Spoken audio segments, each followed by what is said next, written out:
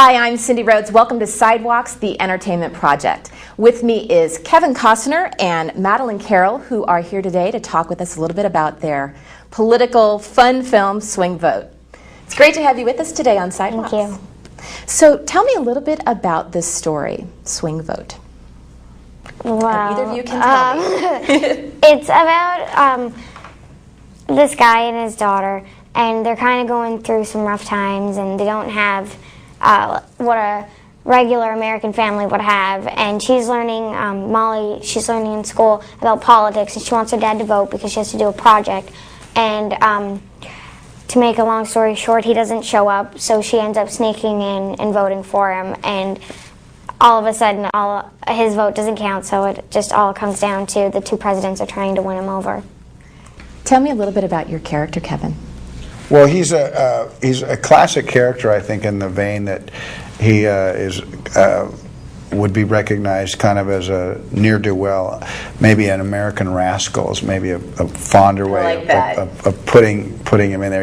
He lacks a lot of ambition. He clearly loves his daughter, but if it came down to being at work on time or being fishing, he would just be there. At some point in life, he's just kind of checked out. What do you admire about your character? There's got to be, he's got some redeeming qualities that I think of. I admire anybody when they actually are forced to face themselves and then make decisions about that. Sometimes we can run away from ourselves. Sometimes when we're actually forced to face ourselves, we still don't answer the bell. But when Bud was forced to face himself, his daughter became the most important. And he also realized he was able to put his own life in perspective in front of 1 billion people. And that actually chokes guys up in the end when he starts talking, because it's not a rah-rah speech. It's almost a speech where, in a way, without trying to, he ends up speaking for you too. You know, he kind of encapsulates things in a really unique way without trying to. Madeline, what was it like working with this amazing cast? I mean, there are some pretty big heavy hitters here. Oh my gosh. Kevin and it Nathan was really Lane and amazing. some of these other guys. I couldn't believe it. Everybody would just come in, and you'd be like, for meeting them for the first time, you would get butterflies in your stomach. That's how I was when I first met Kevin. I just didn't know what he was like, so I would go around asking Eric the AD and Josh and Jason, everybody, how's Kevin? Is he nice? And he's good with kids and all this. And when I met him, I was just so excited because he was, and he looked completely normal. He didn't look all fancy and all like full of himself and everything. He was like, he looked all normal. He didn't have all kinds of people. You're normal, Kevin. He didn't have all kinds of people there sitting in the room like guarding him and everything. He had on a hat just like that, so it was pretty cool meeting him. Put you at ease.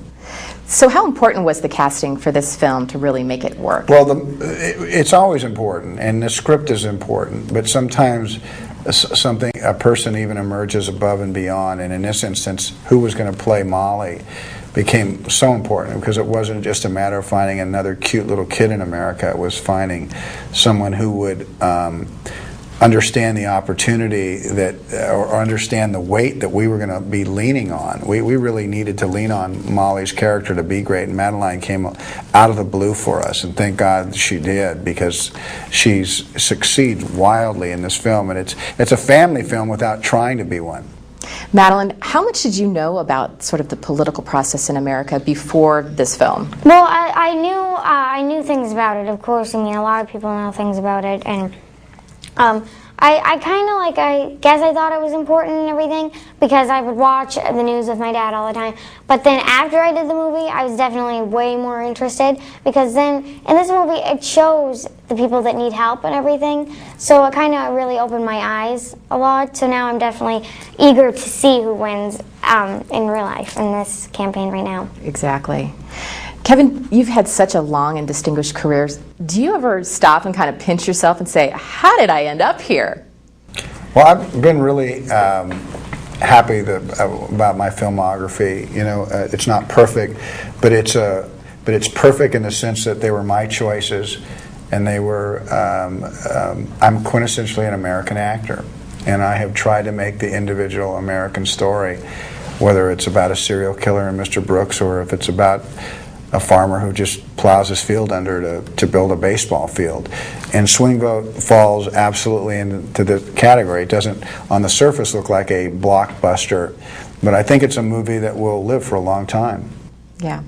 Well, as we close, do you have any career advice for Madeline or any of the other young actors that are coming up in Hollywood that could, you know, well, I think, you know, it's terrible to get into the advice business because, you know, who wants to come off as a know-it-all? But what I know about myself is that it's always served me really well to be more excited about the work than about the premiere. It's been more exciting to be about the writing than it is to be on the red carpet. It's more exciting to have a film that works than to see yourself in a magazine. And those are traps. Anybody can understand human nature, wanting to be popular, wanting to be seen, wanting to be noticed. But if that's your motivation, it may work for you. But I don't think it can be fulfilling ultimately. Right. Well, thank you both so much for being with us today on Sidewalks. It was a pleasure having you. Best of luck. Thanks.